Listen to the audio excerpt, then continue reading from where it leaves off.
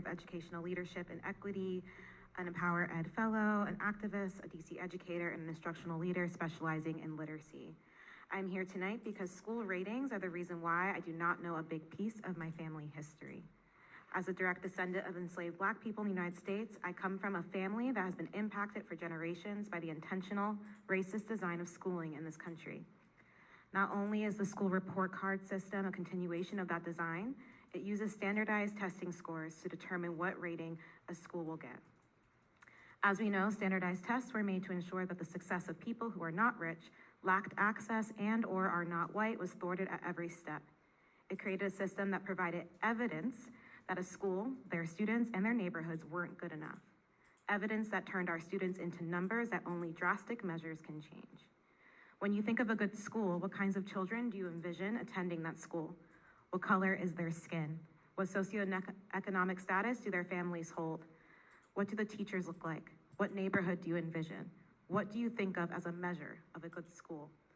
The concept of good schools is what led my father into a life of incarceration and me into a life where the only opportunity my parents thought I could have were in rich white neighborhoods. How do good schools lead to incarceration? If your neighborhood schools determine good or bad by test scores and summative assessments, you don't have access to fundings, art, quality food, and after-school programs.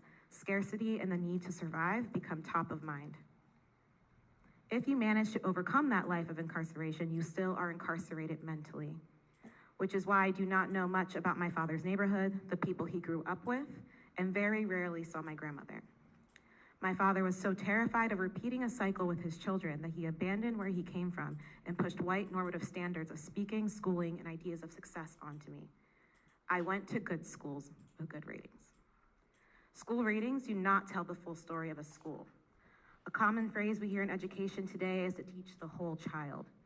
The school report card ratings look at the performance of a student, not the student as a human.